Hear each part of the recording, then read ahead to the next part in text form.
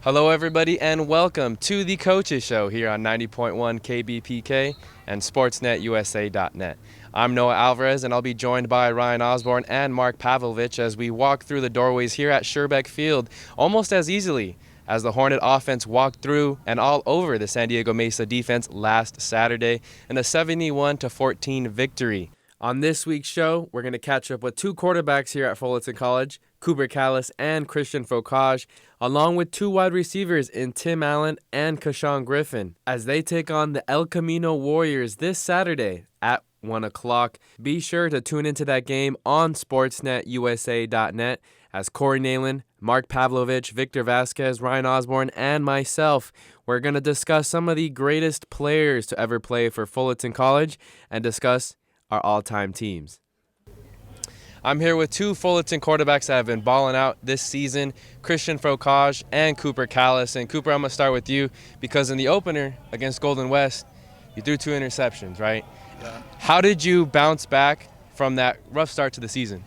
I think really just being here longer, getting the offense down really helped it slow everything down. I think I was kind of riding high on emotions, just playing my first game here, and everything was moving pretty quickly. But after that, everything seemed to slow down a lot.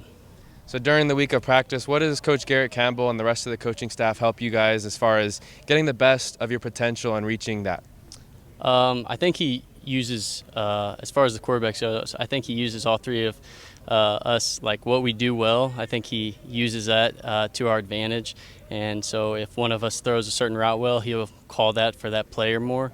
And I think that really benefits us all as a whole group. So I'm going to turn it over to Christian. And last week against San Diego Mesa, seemed like all three of you quarterbacks had a near-perfect day. What was the game plan going into San Diego Mesa, and how did you guys feel like you executed it? We knew they had a really good D-line. I was honestly kind of not worried, but just was just hard watching film and stuff like that. Trying to really get a feel for the game before you get out there always. And when we got out there, it just like in pregame, everything was just clicking. The whole team just brought out so much energy, something we didn't have all season. So it just seemed like when each of us got on the field, like we all just played for each other. We played assignment football, and yeah, it all worked. Yeah. Well, let's look at the offensive line, too. The offensive line struggled in the beginning of the year. They've gotten a lot better now, week 8 in the season. What has impressed you the most with the growth of this offensive line? Yeah, in the beginning, the offensive line kind of struggled a little bit. They got closer, led by Glenn Bernard. I think he does a great job as kind of like the captain of that O-line. But they communicate well on the line now, and they just work better as a unit. I think that was overall, it's just us working together is what's going to help us succeed and win conference. So turning it back to Cooper, you do both. You throw the ball really well. You also run really well, too, when you design run plays or when you decide to take off and scramble. But how does the offensive line, being more in sync now during the later part of the season, help you in your game? I think just gaining confidence in them. They do a really good job of if one person's out and another person comes in to fill in, they still keep at it and stay pretty consistent. I think as a whole group, and I think that just makes me feel really confident in the pocket as well as the rest of us. Now with the offensive line too, the running backs have really improved. They had their first 100-yard rusher. They had 200-yard rushers 2 weeks ago against Palomar College. But what does that do for not only your rushing game, but as well as the passing game and opening up the offense? Yeah, it opens up everything. It really does. I think it just also helps us confidence-wise as a group, being able to run something and get more than 3 yards out of it. Just really opens up everything. It makes the defense kind of compact into the box more and really opens up the field. So Christian, I'm going to turn it back to you. That long touchdown throw you had to Tim Allen, can you break down exactly what happened on that play and what you saw from the defense? So funny part about it, before we even got on the field, I was getting stretched out by our amazing Juan. He's an amazing trainer. And so I'm laying down there getting stretched out by Juan, and Tim comes over to me. He says, this is our moment. Let's go out there and make it happen. And he hasn't caught a touchdown all season, and that's probably one of my closest friends on the field. I love him and everything. So when we got out there, we haven't really thrown the vertical route on that certain play. So I know a lot of teams weren't really expecting it. They weren't really game planning for it. So as soon as I saw Tim take off, and he was even. They say if he's even, he's leaving, and Tim got even, so just gave him a shot. He ended up scoring, I think it was like a 67-yard touchdown, and it felt great because we had talked about that since we first met, so it was an amazing feeling.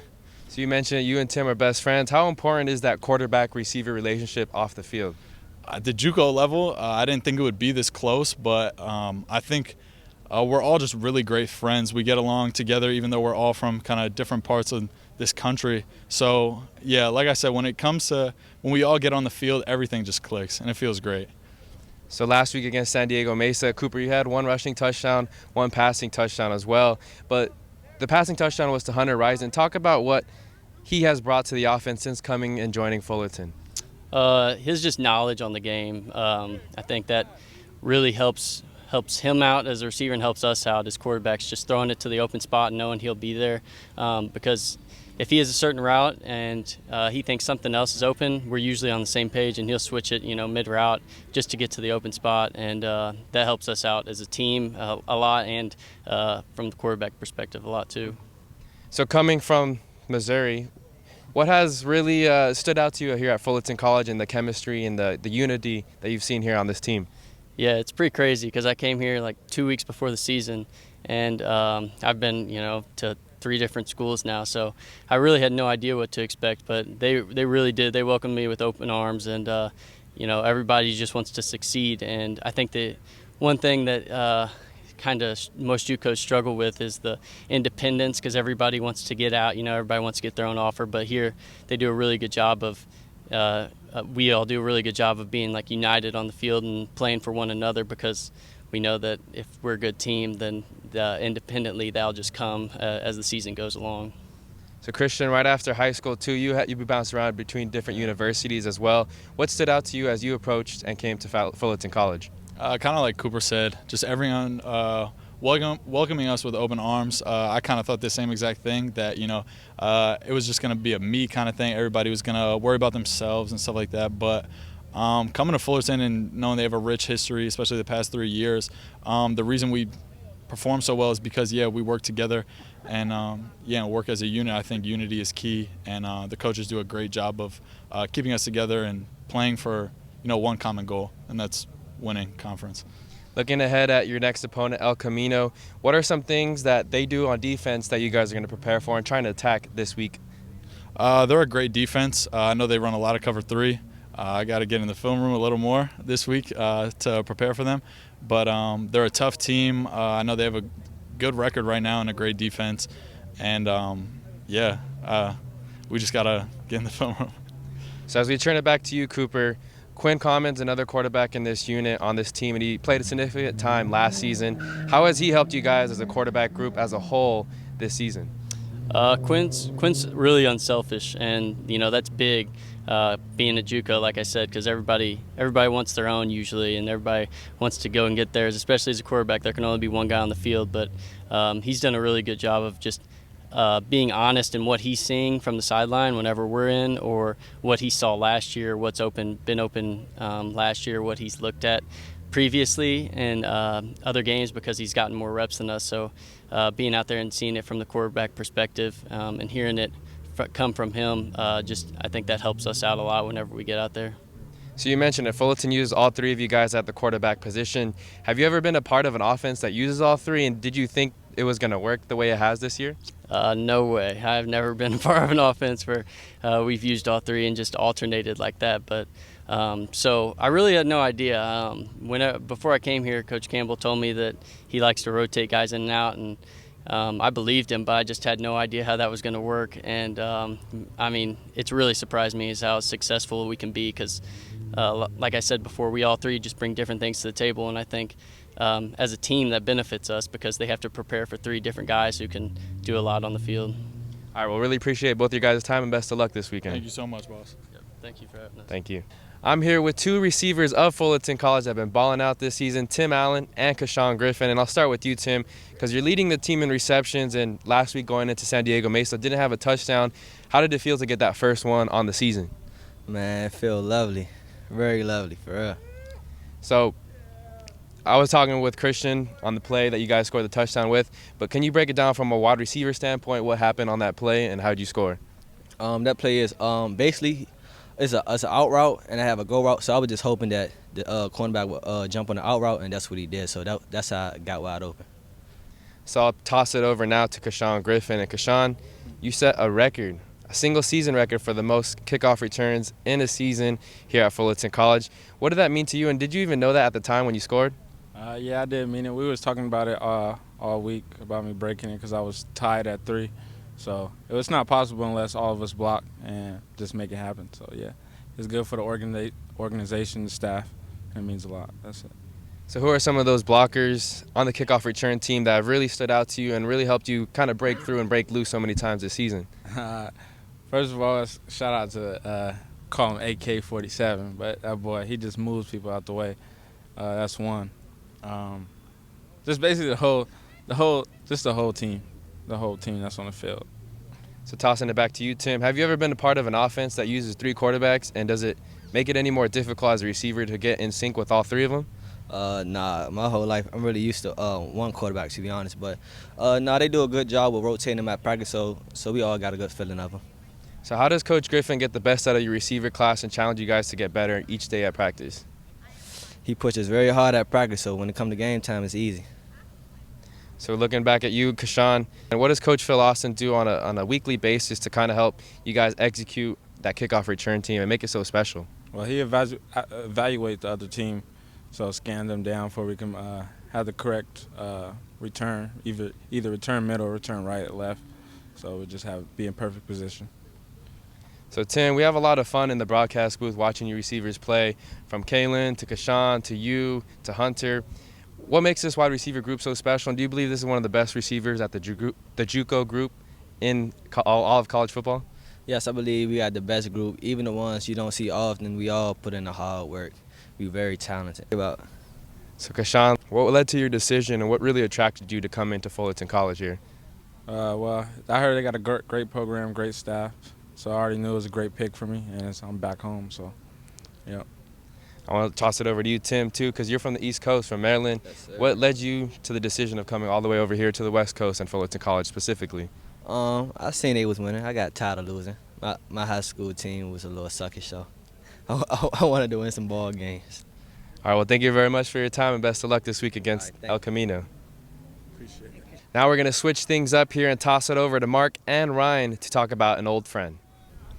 Thank you, Noah. Here on the Coaches Show, we've talked to a lot of coaches over the years. Players, coaches, fans as well, sometimes even family members. And, well, one of the family members of the Hornets, Trevor Watters, ended up passing on in recent weeks. And, Mark, when you look at Trevor Watters, he was one of the first guys that I ever interviewed. There was never a time where he looked at us and said, you know what, guys, I don't want to talk to you today. He was always willing to talk to us, give us information, and tell us about the game of football. Well, first of all, he loved the game of football. That's what you loved about Trevor. He was a football man, which is what made it fun for you, is because you got to interview a guy that loved what you were talking about. And that's what was nice about him. The other thing that was nice about Trevor is, you brought it up just to start, he liked everybody. I mean, never did I hear him say a bad word about anybody, and I was in some of the coaches' meetings with him, so he was that sort of man, and that's what I really loved about this gentleman. The other thing that I loved about him, I got to sit in some of the coaches' meetings with him, and he knew what he was doing there too, Ryan. He knew the game of football in and out. The first time that I met him, and I shared this on social media the other day, I had no idea what camera presence was. I didn't know how to talk to anybody here, whether it be here for the Coaches Show or just in general. Walked up to him because Mark looked at me and said, go get an interview. So I walked up to Coach Trevor Watters and I said, hey, Coach, could I possibly talk to you on camera? And his first statement was, wow, you look like a bucket of nerves. Sure, I'll do it after practice. And that's the way that he was with us the entire time that we ever talked to him.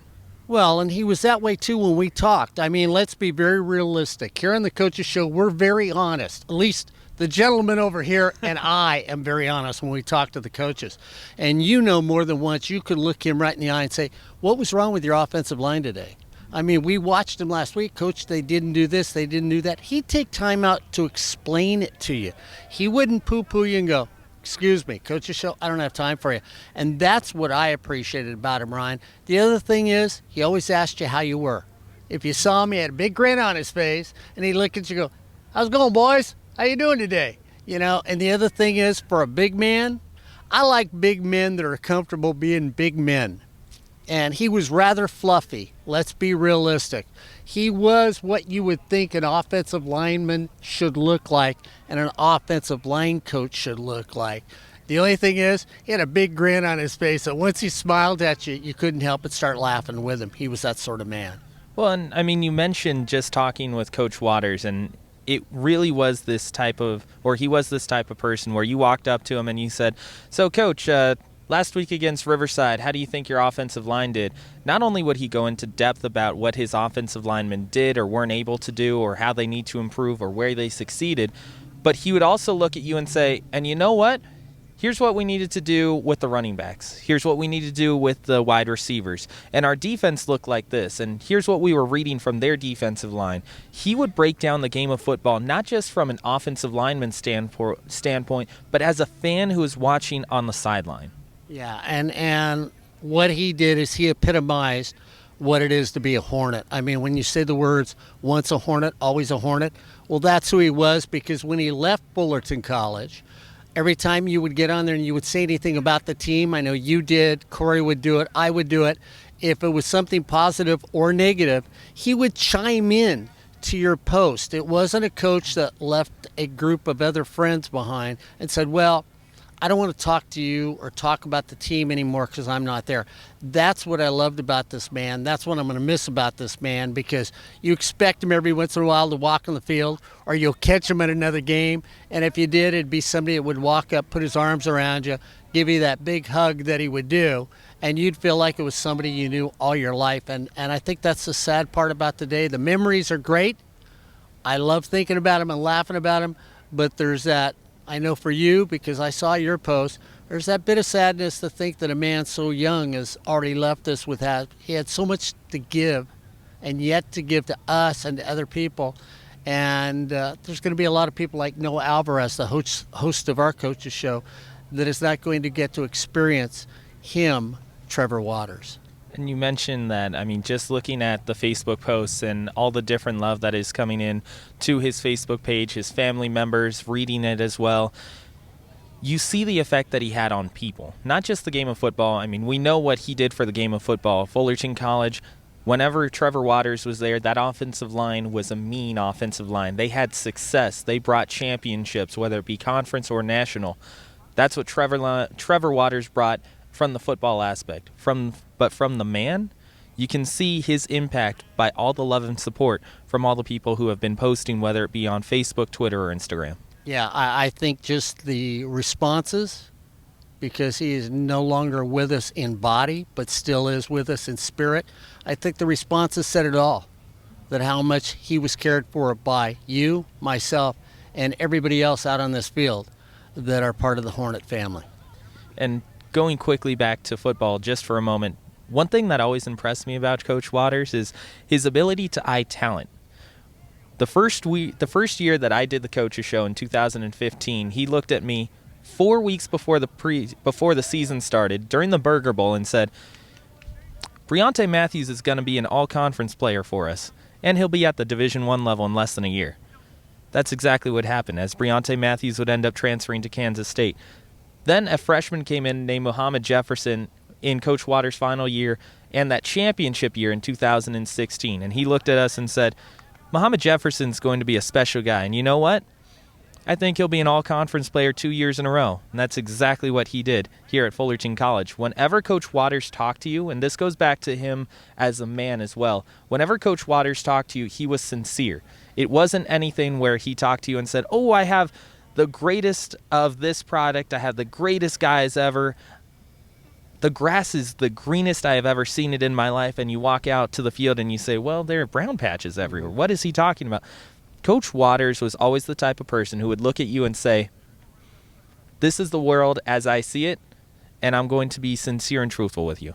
All I've got to ask you is what he actually saw in you talent-wise off camera when we get done with this, talking about Trevor. I mean, he was that type of guy. I know Corey's going to miss him. I know you're going to miss him. Avery and Richie, who were out here around that time, are going to miss him. Everybody who met him probably has a story about Trevor Watters. And I know all these coaches out here have stories about them because I was in some of those times where they were just talking and they had stories about each other. A football player, a football coach, a family man, and a true friend to all of us. To sum it up, that's who, for me, Trevor Watters was. So this week's Coaches Show, dedicated to our friend here on 90.1 KBPK and SportsNetUSA.net, Trevor Watters. We're now going to transition from Sherbeck Field here at the campus of Fullerton College over to Colleen Riley Court, where we catch up with the women's volleyball team. I'm here with Chloe Johnson of the women's volleyball team here at Fullerton College. And Chloe, I wanted to ask you, your team is coming off an 8-game win streak, then lose to Irvine Valley College, then fall to Orange Coast as well. What's the toughest thing about bouncing back after a tough loss against Irvine Valley? I think the toughest thing is keeping our heads up and just knowing that all it means is that we have to work harder and then doing that in practice so that next time we see them it would be different. So you being a freshman on this roster, you come from Washington, the state of Washington. What influenced you and your decision to come to Fullerton College? The coaches were a huge part of my decision. Immediately when I met them, I knew that they were really serious about what they did and that I'd have good coaches and a good program if I came here. So now that you've played more than half a season with Coach Glennie, Coach Tomacic, Coach Arago, what do you like most about the coaching styles that they bring? I love that they're just as competitive as all the players on the team. And then looking at this roster, it's a lot of freshmen. There's only a few sophomores, Longstreet, Saylor, Priscilla. But how do they kind of guide you freshmen that have less experience playing at the community college level to transfer it over? They definitely, coming from high school, it's a lot different. It's a lot more serious, so they definitely keep us in check when we need it and are also someone that we can look up to on and off the court. So we talked with Coach Megan last week, and she was mentioning that you and Karen kind of battling out for that setter position. But what does that competition do for you in your game on the court? It pushes me a lot. Karen and I love to push each other a lot, and it's really good because it's very healthy competition. So when looking at the schedule and the rest of the games throughout the year, you still have tough opponents in Cypress, RCC. How do you remain the composure throughout this final stretch and finish off the season strong? I think just realizing that there's always an end goal, even if it has to change because of winning or losing. There's always an end goal, and it's always going to be to go as far as we can. So just keeping that mindset of winning throughout the rest of the season. What are some areas that you'd like to see your team improve upon as the season comes to a final? Personally and for the rest of the team, I think serving is the biggest thing that we need to work on. All right, thank you very much for your time and best of luck this season. Thank you. Hello everyone, my name is Victor Vasquez at The Coaches Show. Now I know we discussed the food drive here at Fullerton College and how it helps students, but today we're going to talk about the Cadena Cultural Center here at Fullerton College and what they're doing for the holiday season. Professional and collegiate sports teams can impact a community in many different ways. Sports teams can impact young kids in order to get them involved with sports, which in turn will teach them what it's like to work on a team. Sports teams can also impact adults who follow the teams that they are loyal to and will get competitive with other fans and debate which team is better. Sports teams can also have an economic impact on a city, especially if a team has a star player or has won a championship. When people are invested in the team and its success, more people are willing to attend or travel to sporting events, as well as spend more money in order to obtain the excitement, thrill, and long-lasting memories of their favorite sport. And although the reasons mentioned above represent why sports teams are good for a city, none come close to the impact that sports teams have when they help people in need around their communities.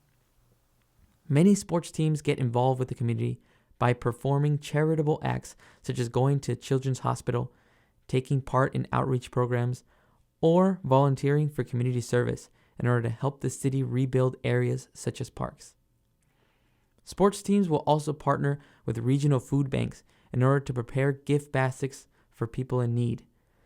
These community activities are performed by the sports teams in order to spread the message to all individuals that any time spent to help others can have a long-lasting impact on the community.